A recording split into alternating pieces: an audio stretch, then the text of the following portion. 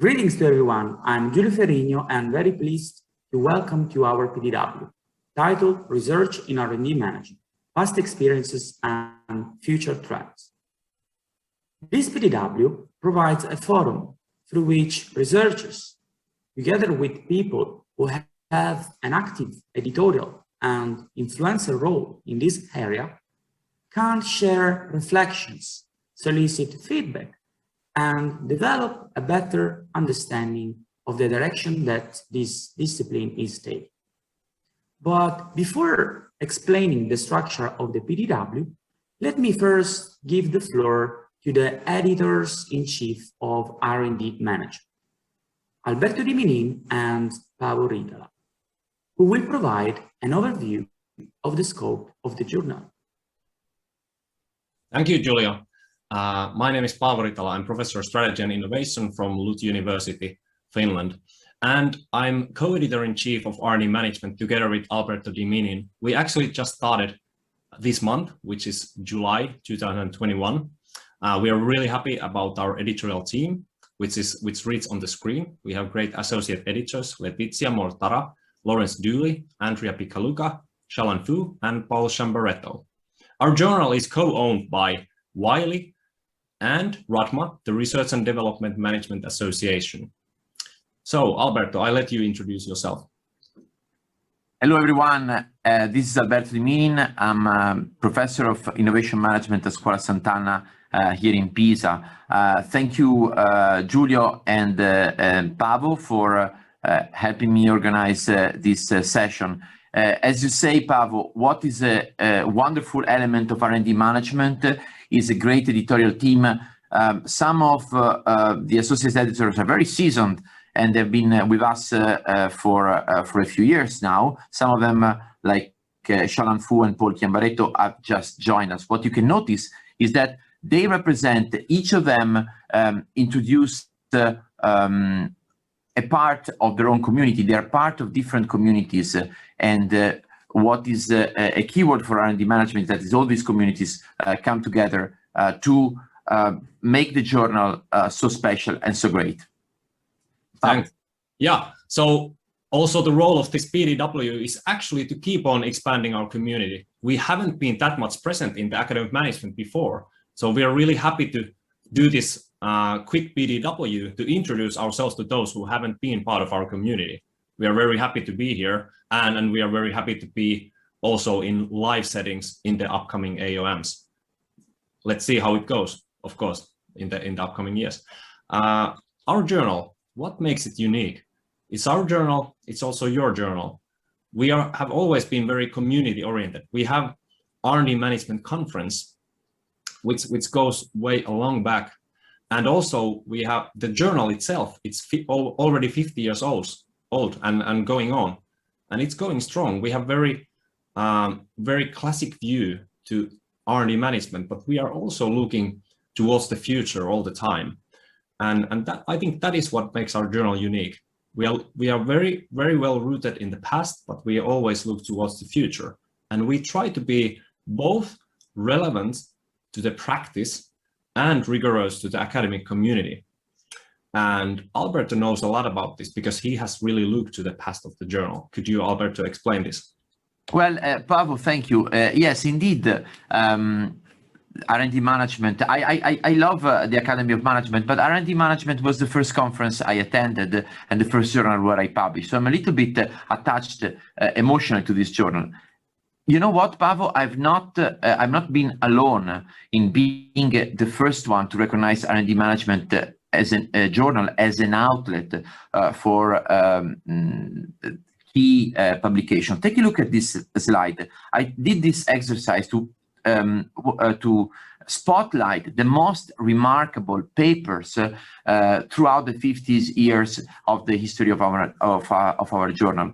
That dates, as you said, back to the 1970s. Take a look at the names. I will not go through all of them. I'll just leave this slide up for a couple of seconds to let people absorb the incredible scholars that were part of the history of our journal and the concepts that they introduced introduced about how to run an R&D laboratory, what is the role of technical entrepreneurship, users as innovators, the concept of gatekeepers, the not invented here syndrome, and the ties between university and industries. These were papers, but before the year 2000, were published in our journal and received a lot of success, citations, and impact. Let's go to the next slide to see that the history is repeating itself. And in the last 20 years, this journal has hosted some of the elements that you would agree with me make up the manual of innovation management these days. So open innovation and business model innovation, the concept of ecosystems. And this, Paavo, is to me the answer of what makes R&D management journal such a special outlet. It is a journal that allows pioneering research to find a first outlet for publication. I think this is great, and that's what we were going to try to preserve for the future. But Paavo, back to you. What do you think we should look next for the next years? Thanks. Thanks for asking. So we have this vision, which we share with Alberto and many others, that our journal is the go-to place for novel, rigorous, and impactful research. When we look to the past, as Alberto explained, we can say that it has been the go-to place. And I've heard from many colleagues who worked in the 80s and 90s and early 2000s that they always looked at our journal for new concepts and new ideas, how companies and industry actually do R&D and what is the most up-to-date knowledge in the field. And this remains to be our vision. And we must work hard for this vision, of course. It's day-to-day work, editorial work, reviewing, editing, authoring. All of that takes place every single day. It's hard work and it's oftentimes not visible. But we're gonna do that work. And we try to give our authors the best author experience that we can provide. And this is our promise. And how do we do that? It's with the help of everybody, of course. But we are also gonna launch many initiatives that make our authors and our journal more visible in different forums. One of the issues that people look at is the impact factor. And we are trending upwards on that. But this is, of course, not the only measure of impact. And it changes from year to year. So our own thinking of the impact will not only include journal rankings or the impact factor, but many other things, also softer issues. Maybe Alberto, you can say a couple of issues. Yes, Paavo. It's great to show the impact factor, which is trending. But as you say, this is not the only one, and that's why I want to conclude this introduction, suggesting once again that our goal, our vision is to serve the R&D management community, make them even more pioneering, more integrating, and more engaged community. This is what we are going to work on together in two ways. First of all, we would like to challenge this community. And as you say, we are here at the Academy of Management speaking because we want to engage and challenge a broader community. The way we're going to do it is through special issues that are going to be showcased in this PDW directly by the guest editors and the in-house editors. And we're going to have 3 calls for special issues that for you to suggest topics emerging from your research. And the next deadline, Paavo, I think it's October, right? I think it's beginning of October, yeah. All right. So the next course, so send us your submission. The second aspect is that we want to remain very much integrated. All the various components of our community, we want to make them work better together. the industry, the practice, and also the R&D Management Conference, which is a great asset that is bringing on board new ideas, fresh and cutting edge, as well as our activities of book review, where we're going to have very much closer integration with that. So that's our promise, to bring back a more pioneering, integrated, and engaged community.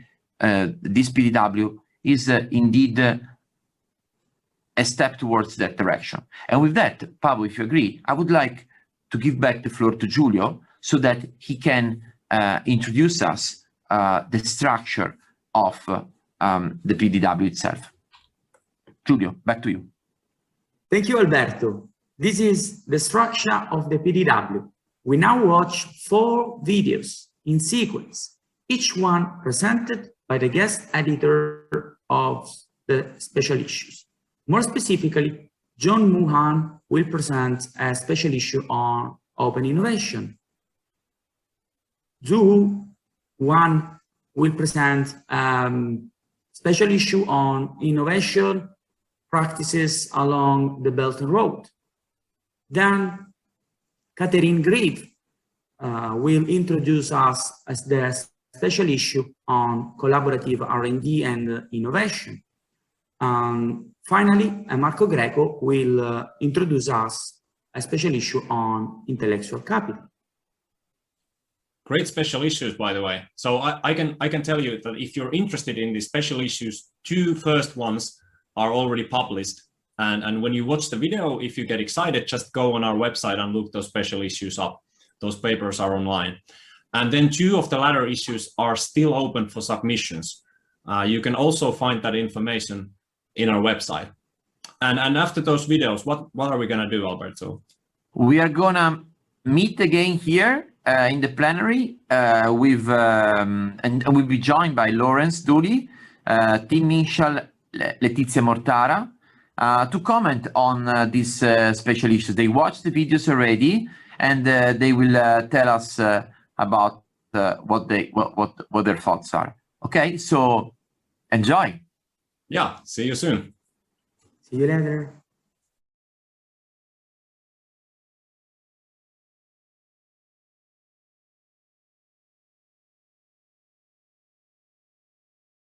Good morning, good afternoon, and good evening. My name is Jun Moan, Department of Public Administration, Korea University. In 2019, with my colleague Nadine, Ricardo, and Leticia, we guest edited a special issue in R&D Management Journal, and the title was Leveraging Open Innovation to Improve Society.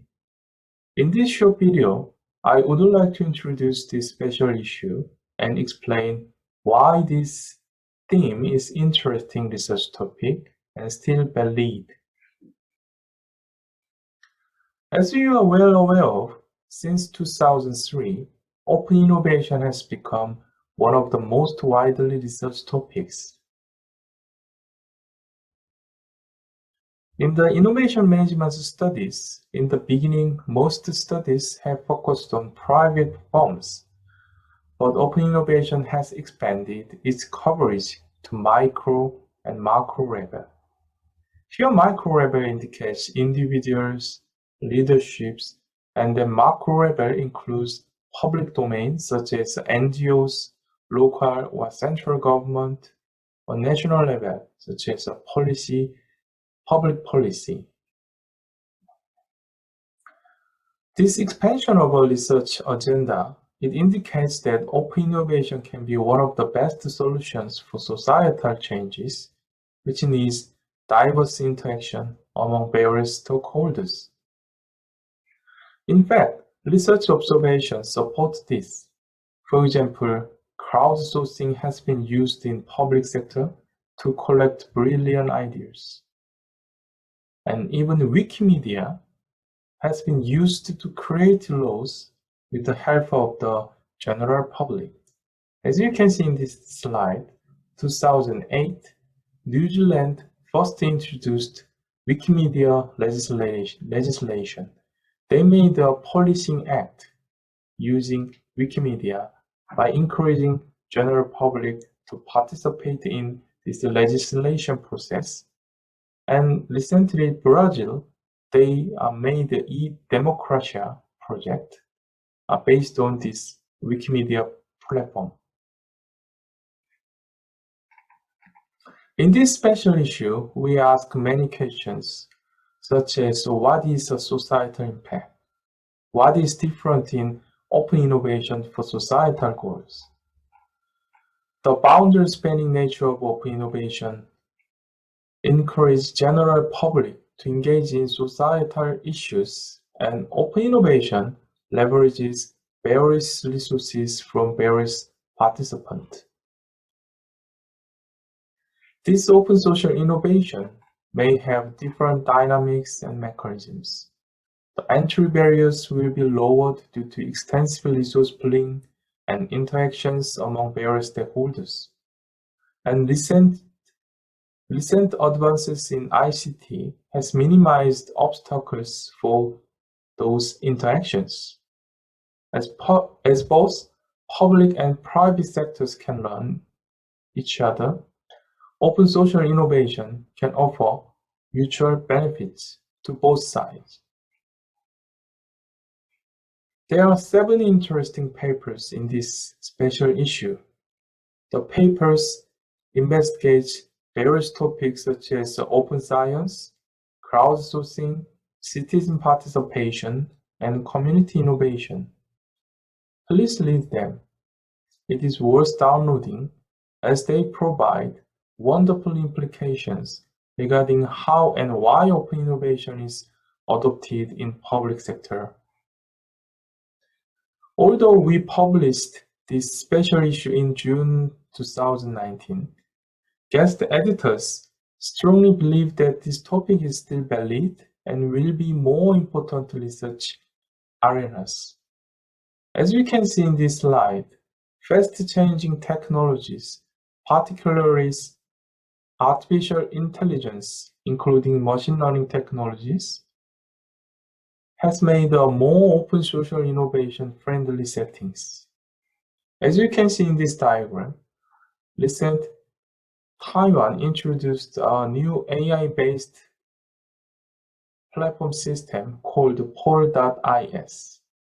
This system analyzes interactions and the mutual interests, their networks, based on machine learning technologies. So we think this topic, open social innovation, it will become more and more important topics thanks to these advances in ICT technologies. We invite you in this research topic. Thank you very much.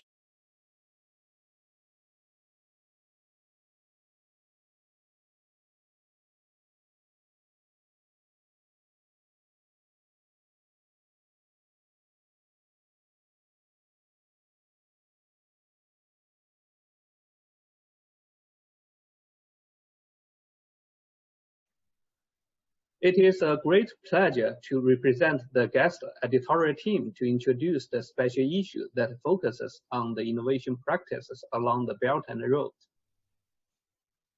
The Silk Road connected the East and the West for almost 2,000 years. However, over recent centuries, the thriving Silk Road declined and largely faded away. This context has now changed. The Belt and Road Initiative, in short BRI, also called New Silk Road, proposed by China in year 2013, has its overarching aim the reconnection of East and Central Asia, Africa, the Middle East, as well as Europe in the aspects of economics, politics, and society. In addition, recent research has identified the new trend of international technology transfer and innovation collaborations, such as reverse knowledge flow from the East to the West, and the South-South technology collaborations, which challenges the traditional innovation development models. This special issue attempts to develop an analytical framework to study the BRI that focuses on 3 subtopics. The first one is the innovation catch-up opportunities enabled by the BRI. The second is the new collaboration models of BRI. And the third is the new technology transfer practices of BRI. Firstly, the BRI provides opportunities for traditional technology followers to catch up or potentially leapfrog existing leaders, given the rapid development of Eastern economics. Successful catch-up requires followers to form a local science technology infrastructure, which involves new approaches to cross-border knowledge diffusions. Since the early year 2000, China has become one of the most R&D intensive countries in the world. This achievement can be partially explained by China's significant investment in R&D. On top of that, policies that aim to build innovation ecosystem also play substantial roles. Specifically in this special issue, Brun and Niand argue that to effectively create a new Silk Road of innovation, innovation ecosystems may need to expand across national borders, taking the inherent uncertainty and the newness of innovation into consideration. Secondly, the BRI represents a formidable opportunity to explore East-to-West open innovation practices. Particularly in the special issue, Chesbrough, Heaton, and May found that Chinese government acts as an orchestrator of open innovation among state-owned enterprises, privately owned enterprises, and foreign firms in China. Additionally, Corsi, Fu, and Kusler identified 2 new industry-based boundary spanning roles in university-industry collaborations, including the dual cultural bridge that spans organizational and national cultural gaps, and the international network enhancers that act as trust building and local knowledge listening posts for the MNE's global network. Thirdly, the BRI generates opportunities to develop new R&D networks, like East-East R&D networks, as well as East-West reverse R&D flows, which could generate more innovation dynamics. Specifically in this special issue, Krupi proposed new indices to study the technology transfer and boundary spanning activities in China, considering the complexity of Chinese environment. In addition, Li et al. Found that knowledge transfer plays an important role in the policy effect of BRI implementation on R&D outcomes of Chinese firms that have affiliations in BRI-related countries. This special issue is greatly inspired by the papers presented at the 2018 R&D Management Workshop hosted by Tsinghua University in Beijing. We wish to thank Alan, Letizia, Lawrence, Andrea, Pavel, Xiaolan Fu from the editorial board of the R&D Management for their very useful comments during the development of this special issue. These are the 5 articles in this special issue. Thank you.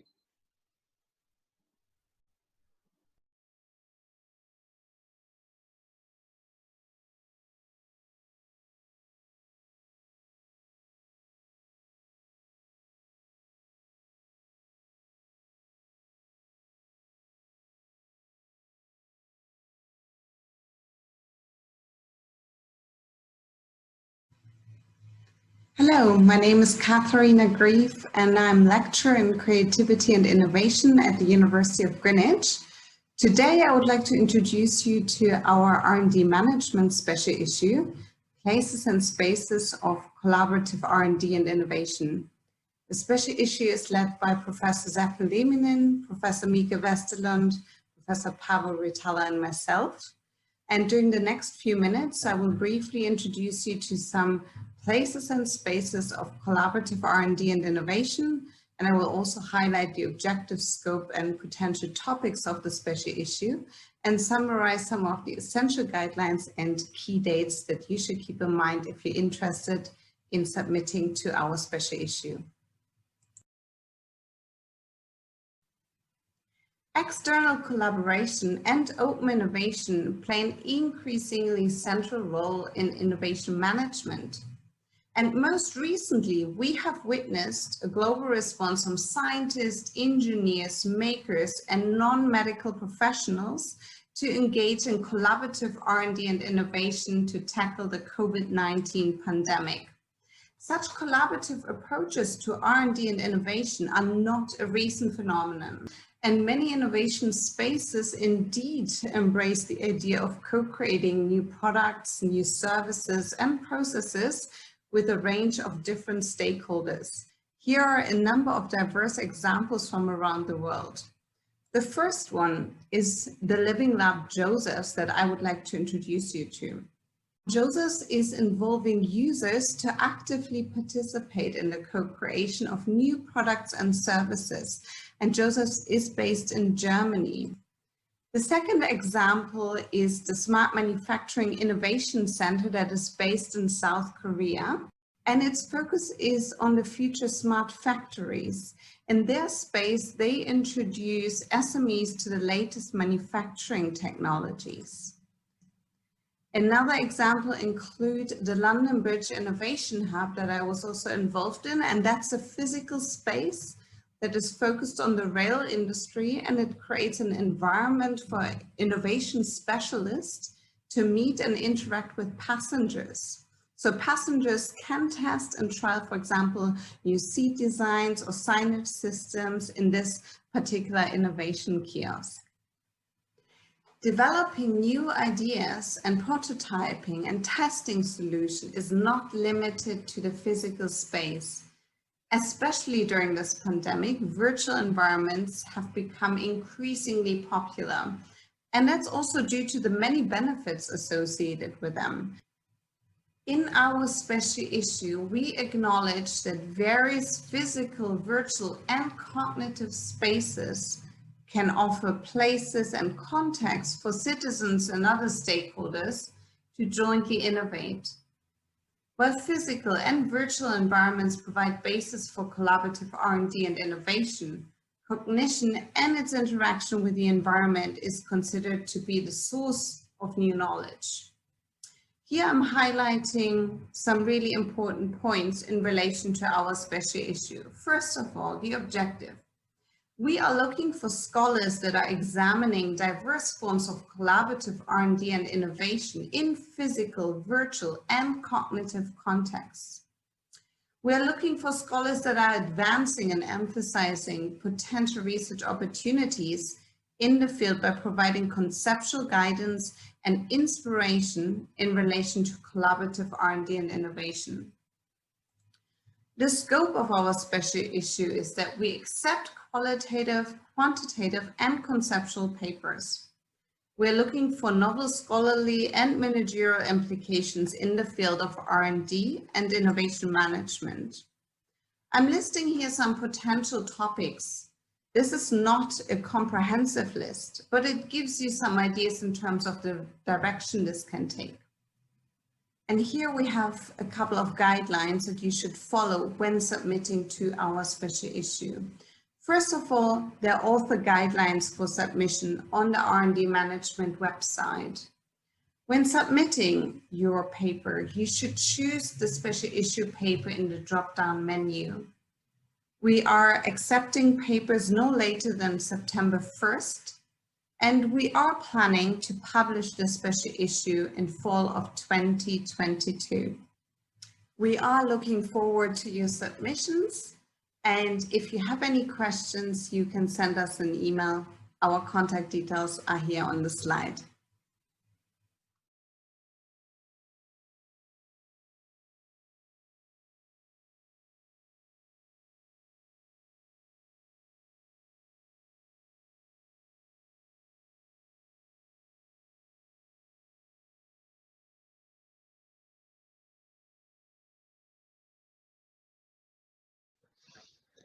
Hello, thank you very much for attending our PDW on research in R&D management.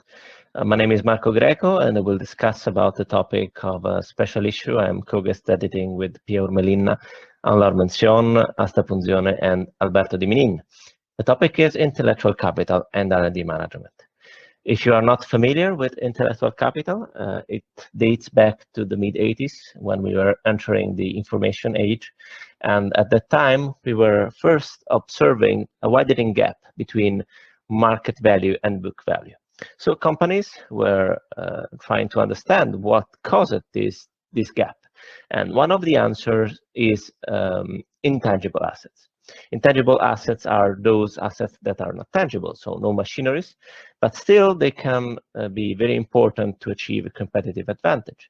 And it is only in the late 90s that we observed a growing popularity in the academic literature about intellectual capital. Here are three of my favorite definitions for intellectual capital. It is something you can touch but still makes you rich, or packaged useful knowledge. And finally, a stock of focused, organized information that the organization can use for some productive purpose. This is a more academic definition that emphasizes how intangible assets are not intellectual capital if they are not capable of creating value for the company. Intellectual capital is typically described as three components: human capital, which is the cumulative tacit knowledge of the organization human resources; structural capital, which describes the explicit knowledge owned by an organization, such as processes, intellectual property, corporate culture, and so on; and finally, the relational capital, which describes the relationships within the organization and among the organization and other external stakeholders, such as suppliers, customers, competitors, and so on. And this could remind to some of you of the open innovation paradigm. And here is our special issue. As you can see, submissions are open from the 1st of September until the end of October, so you may have still time to submit a paper. I don't have the time to go into the detail of the background and the list of topics that we identified, but you can access them easily by clicking on the link that I share in this slide. Basically, what brought us to propose this special issue to the R&D Management Journal is the fact that the vast majority of the epistemic community on intellectual capital is focused on assessing intellectual capital and seeing how intellectual capital is linked with performance, whereas the link between intellectual capital and innovation, R&D management, is largely under-investigated. So we are interested here to understand what is the state of the art and what are the perspectives in terms of how R&D management is conducted in companies.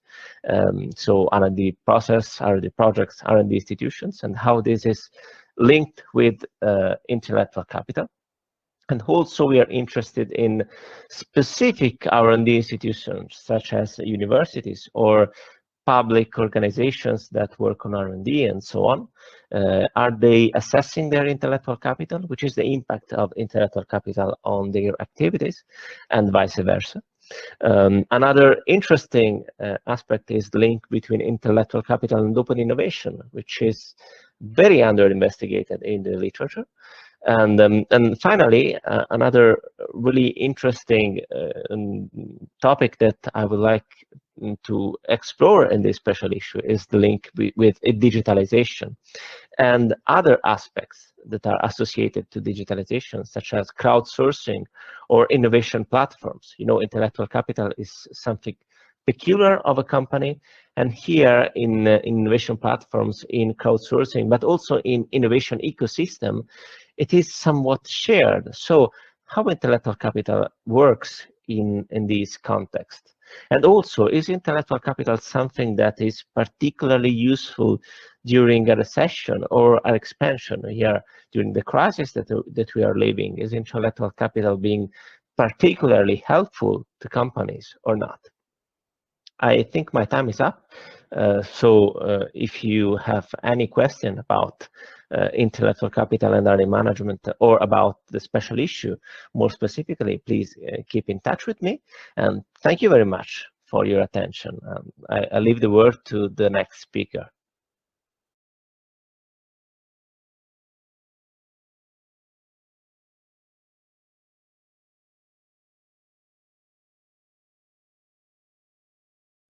Welcome back. We are now joined by our R&D management experts. As you can see, Letizia Mortara, Lawrence Dowley, Pavel Vittala, Alberto Di Minin, and Tim Michel want to say something on this special issue. Their comments will be followed up by a short question from Editor-in-Chief of R&D Management. But for now, let's give the floor to Letizia. Letizia, what is your comment on John Moo's presentation on the special issue on open innovation? Thanks, Giulio. Junmo did a great job. I just went back to when Junmo, Nadine, and Riccardo and myself launched a special issue on leveraging open innovation to improve society. I believe it was 2018. And at the time, we wanted to challenge the community to consider what open innovation can do to achieve goals that otherwise are impossible to achieve. And at the time, we hadn't yet been struck by the COVID crisis, when in a way or in another, it has become even more evident what we meant then. That collaborative and knowledge-sharing approaches are very important and required to solve complex challenges. Think about the maker community and how it has developed innovation to support different problems. One colleague of ours, Tim and myself, for example, is involved in makerspaces in India, where they're building oxygen concentrations, which can function also under different climate conditions. So this is just a pivotal example of how we think open innovation and working collaboratively can be important. But when we review the special issue today, I think important to think in terms of three things. The first one is about open innovation as approaches. I mean, means of production of the innovation. If you think back, the open innovation theory was drawn considering that the firm was the unit of analysis, and the firm had the chance to take the knowledge in, push the knowledge out, or develop coupled modes for sharing knowledge with others to develop innovation. In the special issue, we show that there are many more actors that could become the owners or at the center of the funnel. These actors can be public organizations. For example, think of the example that Junmo gave about Brazil. And we also thought and showed that the unit of analysis can go even to the individual or become as broad as society. Again, think about the example of makers I just mentioned. They could be individuals that become entrepreneurs, and we had a paper about this, or think about the maker community as players in the field, in the arena. The second level is open innovation as an outcome. So is the innovation open or closed? Is it owned or shared with others to a different degrees? Here, the special issue identified some of the tensions that this and paradoxes, and a particular paper actually brings the case of open science as something that the community still needs to resolve. Finally, and very importantly, we are moving towards the hardest part. The special issue identified different ways to evaluate impact, reviewing what people did in the past, but this is still an open challenge. Impact is a very deeply socially constructed concept. And as society is fluid and changes all the time, and the impact and what it means impact changes with society. And so the community needs to develop means to bridge the temporal challenge of seeing what those who create the innovation think could be the impact, and how impact will be evaluated in the future. And I think this is probably an unsolvable challenge, but we brought it out in the special issue editorial as a challenge for the community. Wonderful, Letizia. Thank you so much for these comments. Just a quick follow-up questions, if I may. You've been an incredible incredibly important scholar in the area of open innovation, and watching us hopefully are young, talented PhD students and junior scholars in the Academy of Management. What is your advice to them on where to focus next about all the things that you just mentioned as a new challenging research project that you would start if you were 20 years old, you would start now, today? I'd say a very interesting one. Let me think. I mean, there are many ways of making a contribution nowadays. When Tim and myself started working on open innovation, this was a phenomenon-based research. We had the great luck, I would say, I don't know if Tim agrees, to be in front of something that was happening under our eyes. So maybe my experience tells me to say, follow what you can see. Do not try to over-engineer sometimes something that might sound so cool, but ride the opportunities as well. And sometimes the opportunities help you to develop thinking. And so, yes, get involved in practice, because this is what Tim and I had the luck to, and actually I have to thank Tim, because I think our work initiated from his interest. So create practical ways to get involved with innovation in the real world. Don't just be an observer. Get your hands dirty and learn from what you see. That's probably what has helped me. Thank you, Letizia. Now let's go back to Alberto. Alberto, what do you think about the one presentation on Belt and Road?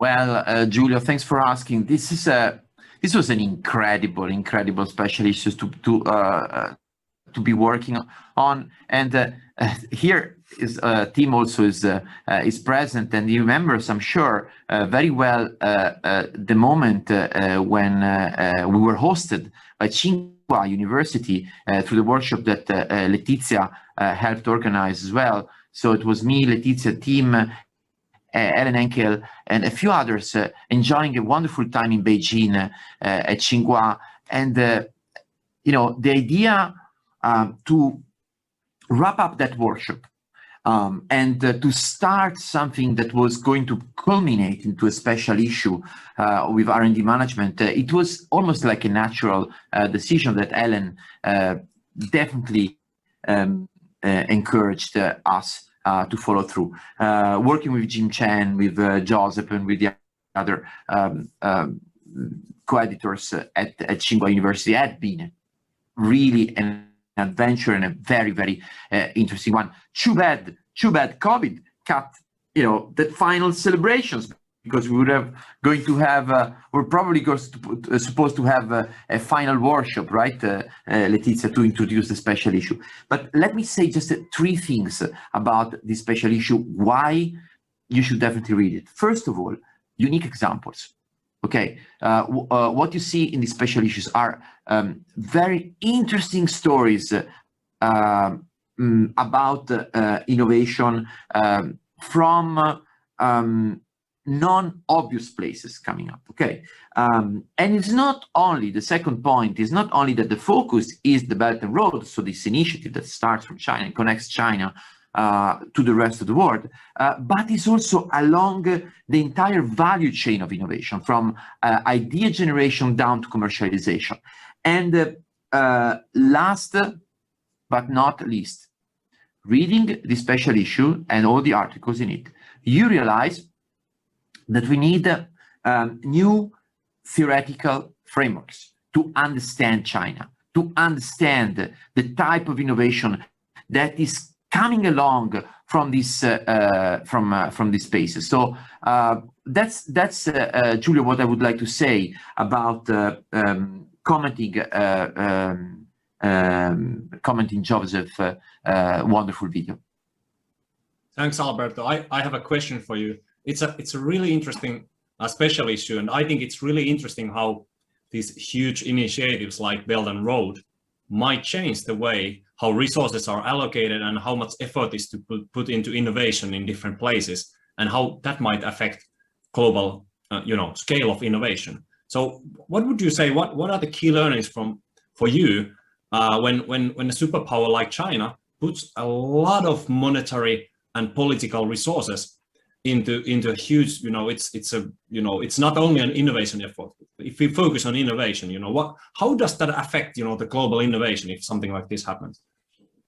It's a game changer, Pablo. It's a game changer for sure. It's the game changer that is unfolding as we speak. In the midst of the fourth or fifth industrial revolution, it's a game changer, and we cannot ignore in our research, in R&D management.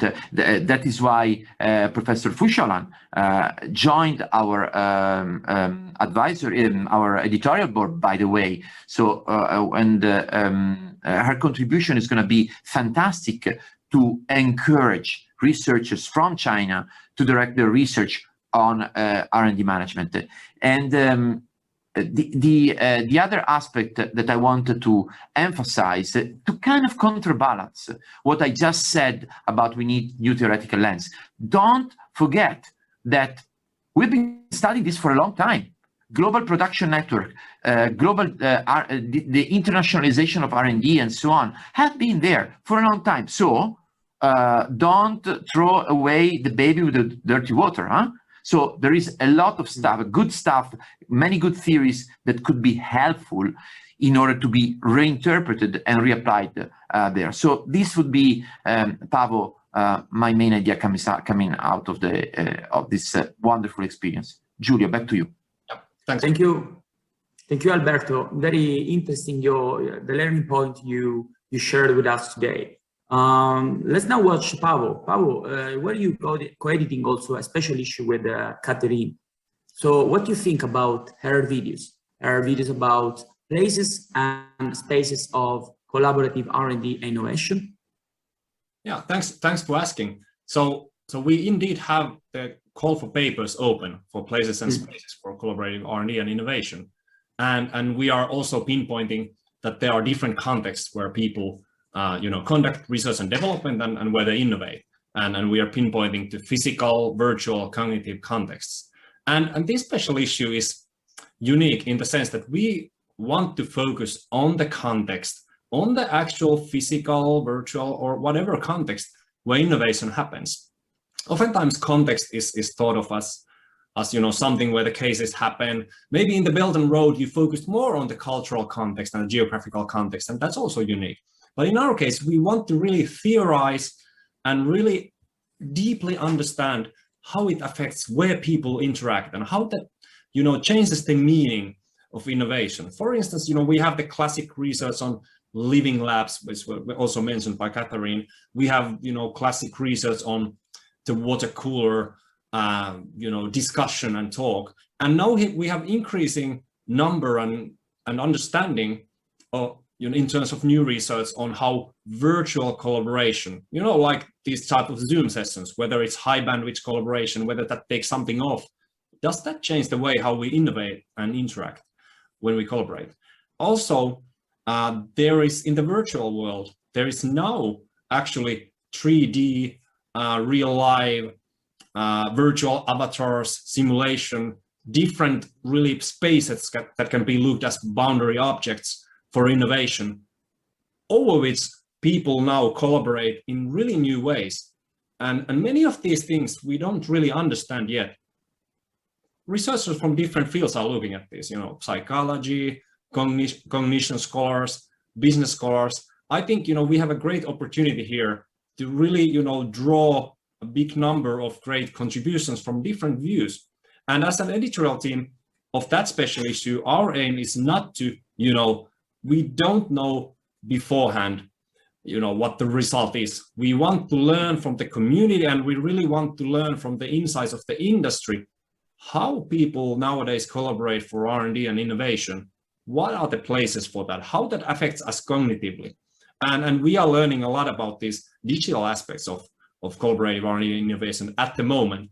But we are also learning about how valuable the physical connection is to us. We are all saying that, you know, let's get back to the face-to-face meetings. And we somehow unconsciously understand how important that is for us as human beings and as you know, fundamentally animals. So there are very big questions underlying this special issue. So I'm super excited about it. I hope somebody listening to this talk is going to submit their exciting paper. I'm looking forward to learning a lot by editing this special issue. And Paavo, if I may, just building on this, can you elaborate a little bit more on what are you looking for as a perspective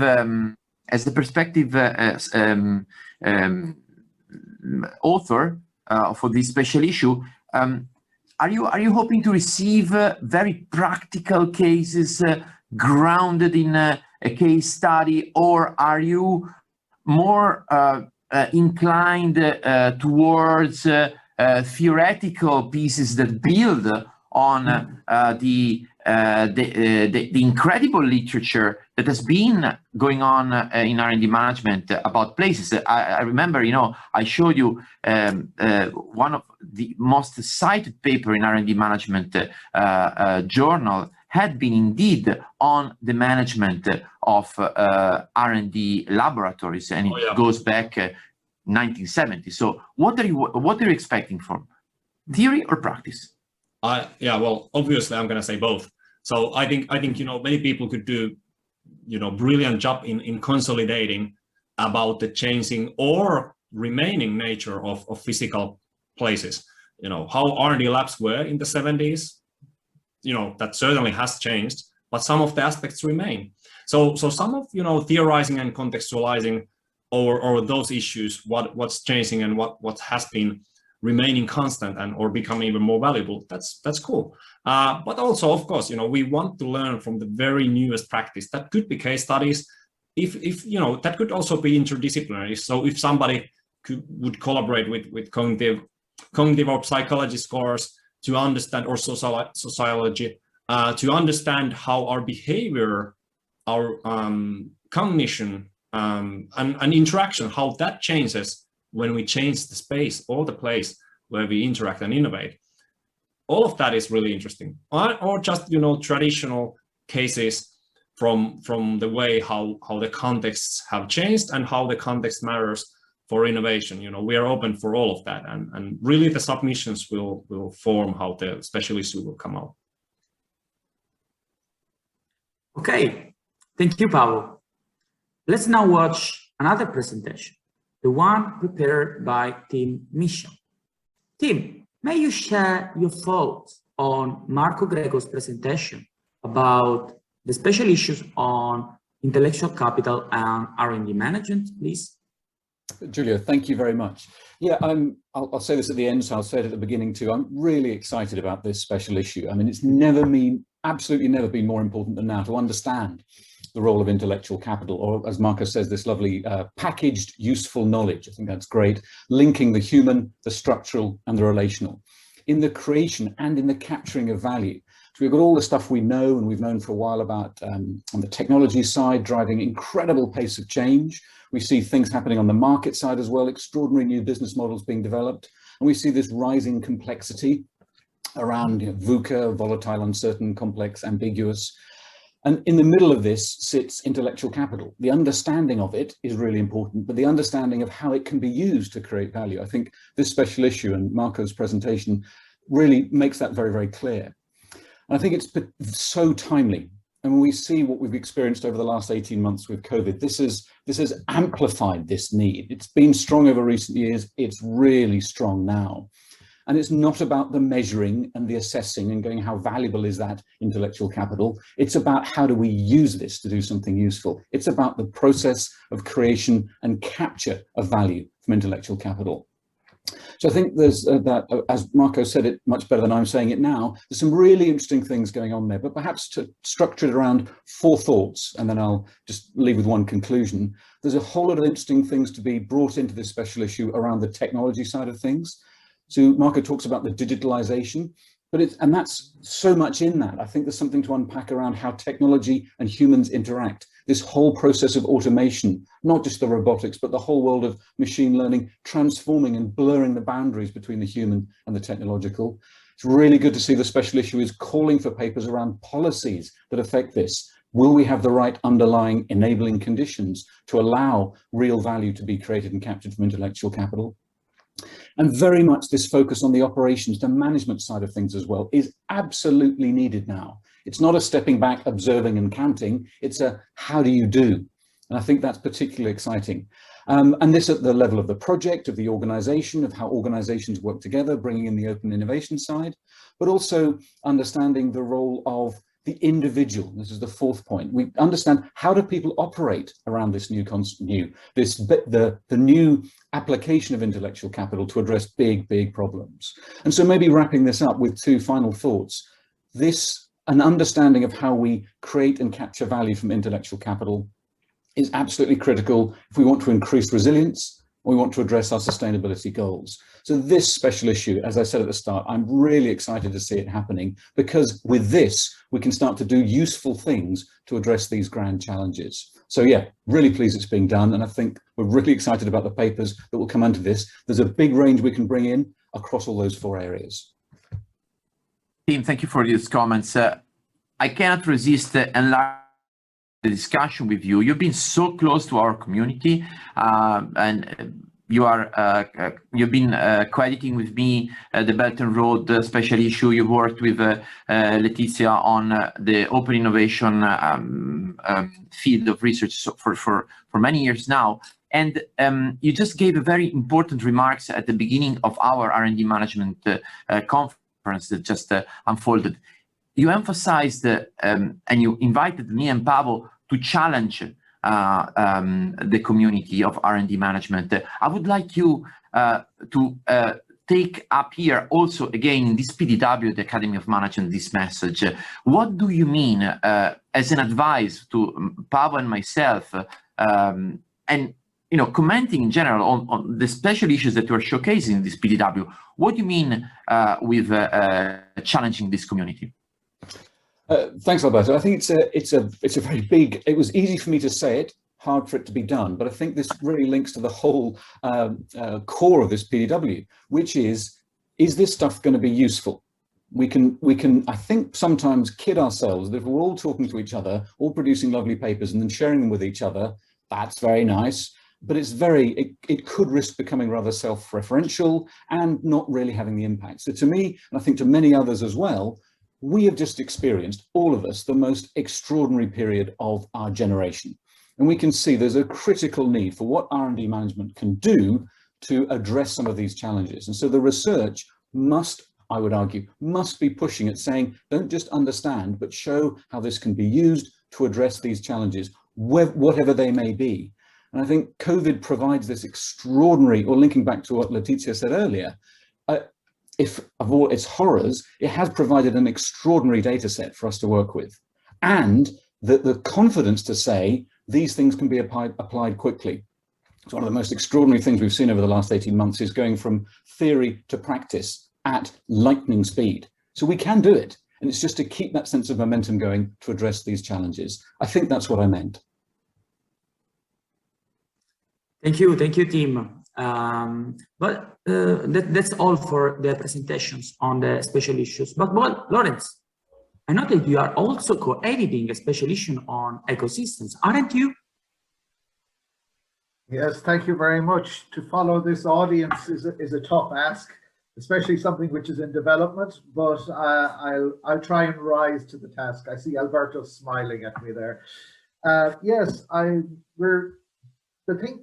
the thing to focus on is the exciting topics that are being addressed by all the special issues, but also, very importantly, how timely they are to our community, to the big questions that we have yet to answer, to the importance of addressing the grand challenges that the world is going to face, not only from COVID, which is the immediate challenge and shouldn't be understated, but other challenges such as global warming, mass migrations, all of these social inequities. And to that end, we are working together with my guest editor team of Professor Karianis, Grigordouris, and Professor Ferrara on a special issue focused on the role of the entrepreneurial ecosystem in technological and social change. And this is a very exciting topic to be gathering together the thoughts of the community on, to understand how we can coordinate the rich tapestry of independent actors to build the relationships and make the system more effective, to increase the venture creation, to optimize the technological efforts of these ventures in addressing the grand challenges, and to ensure that the policy initiatives that governments take, the public funding that is put in, either in terms of incentives to encourage these company creation or in terms of the public funding of research, how that gets translated and that knowledge spills over into the benefit for not only for the region, but also for society as a whole. I think that's something that we can take out of the COVID era, that coming together, that immediacy that allowed the technology to transition quickly.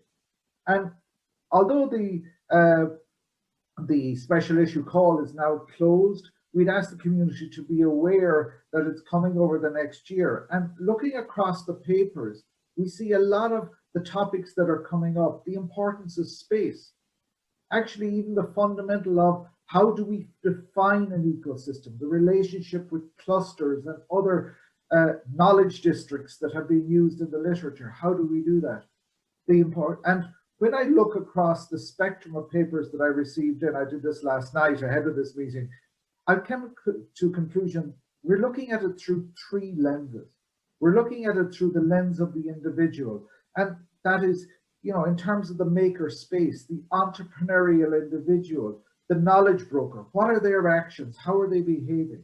We're looking at it in terms of the unit of analysis of the organization, in terms of its practices, the inter-organizational relationships that are occurring in terms of technological development, open innovation, distributed innovation. And thirdly, we're looking at it in terms of the systems level. You know, what are the antecedent factors that can enable all of this?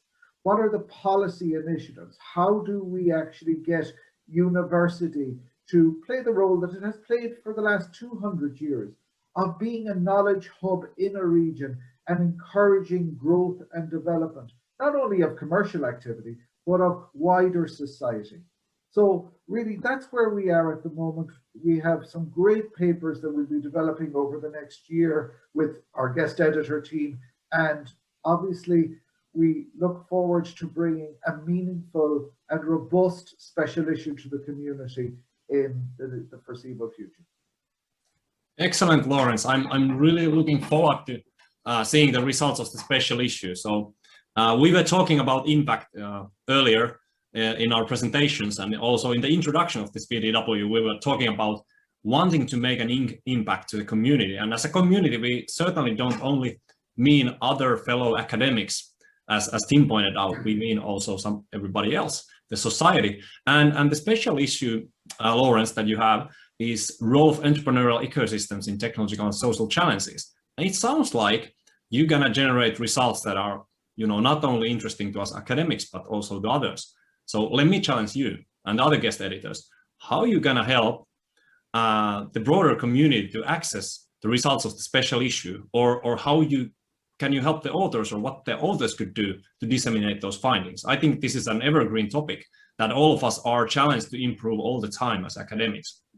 What would you say? Thank you, Pavel. It's a big question to ask, and it's something that every academic struggles with. Are we writing for our own little community and for our own justification? And really, we're not. We want to change the world. That is what we want to do. We want to have an impact. And there are a lot of things that we are doing, both, as you know, in the R&D community. We have R&D today that tries to disseminate out to industry, but also we will be using social media to get out the things that are within the papers, and we'll be bringing disseminating that to NGOs and wider society. So really what we want to do is we want to have an impact not only on the academic community, but also the other actors that exist within the ecosystem, from the entrepreneurs, the SME community, the policymakers, so that we can enhance the traction of the learning that is embedded within this special issue. And just to finish up on one point, and it is my pet topic and you'll all be sick to death of hearing me, you know, SMEs are an incredibly important aspect of every economy across the globe.